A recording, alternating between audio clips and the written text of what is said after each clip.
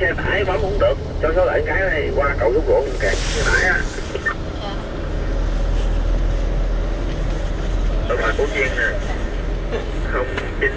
0913 89 cái tay mùa ho bấm nè.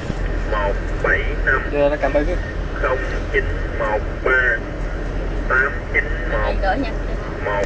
Dạ, đi mua đồ. Nó về Long Đức á, về cho Vinh mình á, về Tích Miên á. Đi mua. Thôi.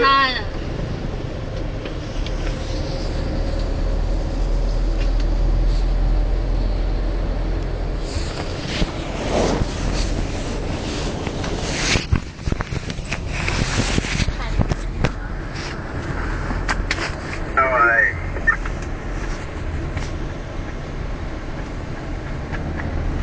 Rồi.